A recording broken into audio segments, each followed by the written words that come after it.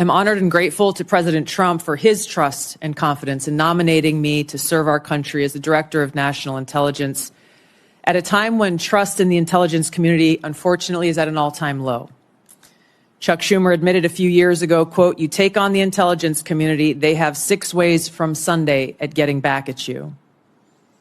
For too long, faulty, inadequate, or weaponized intelligence have led to costly failures and the undermining of our national security and God-given freedoms enshrined in the Constitution. The most obvious example of one of these failures is our invasion of Iraq based upon a total fabrication or complete failure of intelligence.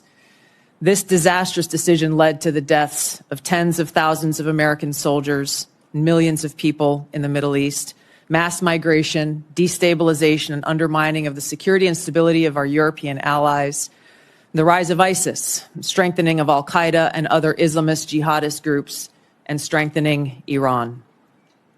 Here are just a few other examples. The American people elected Donald Trump as their president not once but twice, and yet the FBI and intelligence agencies were politicized by his opponents to undermine his presidency and falsely portray him as a puppet of Putin. Title I of FISA was used illegally to obtain a warrant to spy on Trump campaign advisor Carter Page, using a Clinton campaign-funded false dossier as their so-called evidence. Biden campaign advisor Tony Blinken was the impetus for the 51 former senior intelligence officials' letter dismissing Hunter Biden's laptop as disinformation specifically to help Biden win the election. Former DNI James Clapper lied to this committee in 2013, denying the existence of programs that facilitated the mass collection of millions of Americans' phone and internet records, yet was never held accountable. Under John Brennan's leadership, the CIA abused its power to spy on Congress, to dodge oversight, lied about doing it until he was caught, and yet has never been held responsible. Under Biden, the FBI abused its power for political reasons to try to surveil Catholics who attend traditional Latin Mass, labeling them as quote-unquote radical traditionalist Catholics.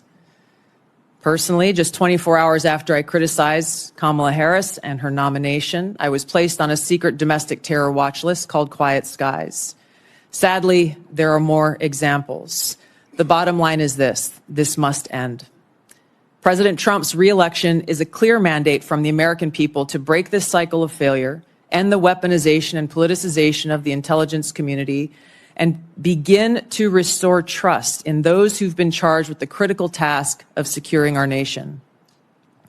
If confirmed as DNI, I will do my very best to fulfill this mandate and bring leadership to the intelligence community with a laser-like focus on our essential mission: ensuring the safety, security, and freedom of the American people. As the President's principal intelligence advisor, I'll begin by leading by example, checking my own personal views at the door, and committing to delivering intelligence that is collected, analyzed, and reported without bias, prejudice, or political influence. I enlisted in the Army because of the horrific terrorist attack on September 11th. And volunteered to deploy to Iraq in 2005, where I served in a medical unit. After nearly 22 years in uniform with 3 combat deployments to the Middle East and Africa, I'm now a lieutenant colonel in the U.S. Army Reserve, where I serve as a battalion commander of soldiers in Oklahoma, Missouri, and Arkansas. I served in Congress for 8 years on the Homeland Security, Foreign Affairs, and Armed Services committees. And it's my experience in the military and in the halls of Congress that have given me a deep understanding of the complex challenges that our nation faces, in both roles engaging with world leaders, in both roles being privy to highly classified intelligence. So I know firsthand how essential accurate, unbiased, and timely intelligence is to the President, to Congress, and to our warfighters. I also know the heavy cost of intelligence failures and abuses. Senator Collins, you led the creation of ODNI specifically to address those intelligence failures of 9/11 and Iraq's so-called WMDs. The need for the ODNI under strong leadership still exists today. If confirmed, I'll bring my experience and fresh eyes to leading the intelligence community. And my day one priorities will be to assess the global threat environment identify where gaps in our intelligence exist, integrate intelligence elements, increase information sharing, and ensure that unbiased, apolitical, objective collection and analysis to support the president and policymakers' decision-making occur. I'll work to end the politicization of the intelligence community and ensure there is a clear mission focus in the IC on its core mission of this unbiased, apolitical collection and analysis of intelligence to secure our nation. I'll work to rebuild trust through transparency and accountability. This is a national security imperative. And I'll work to assess and address efficiencies, redundancies, and effectiveness across OD&I to ensure focus of personnel and resources is on our core mission of national security.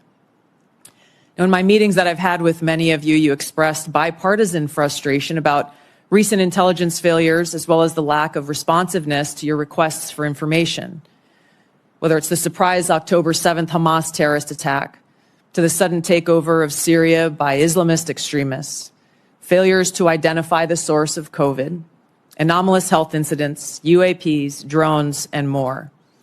If confirmed, I look forward to working with you to address these issues.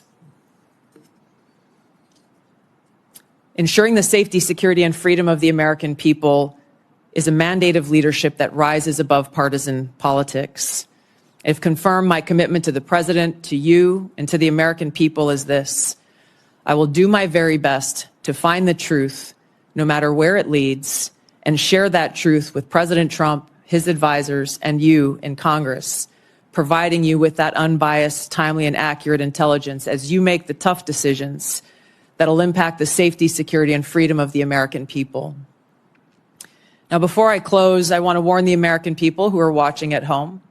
You may hear lies and smears in this hearing that'll challenge my loyalty to and my love for our country. Those who oppose my nomination imply that I am loyal to something or someone other than God, my own conscience, and the Constitution of the United States, accusing me of being Trump's puppet, Putin's puppet, Assad's puppet, a guru's puppet, Modi's puppet, not recognizing the absurdity of simultaneously being the puppet of 5 different puppet masters. The same tactic was used against President Trump and failed. The American people elected President Trump with a decisive victory and mandate for change. The fact is, what truly unsettles my political opponents is I refuse to be their puppet. I have no love for Assad or Gaddafi or any dictator. I just hate Al-Qaeda. I hate that we have leaders who cozy up to Islamist extremists, minimizing them to so-called rebels.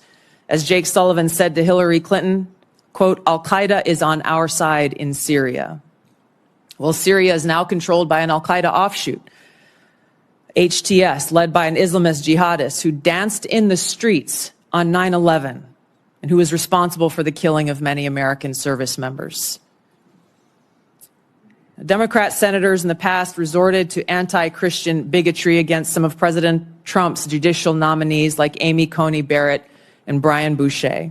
I condemn those actions as a Democrat in Congress at the time, as religious bigotry must be thoroughly condemned by all of us, no matter the religion.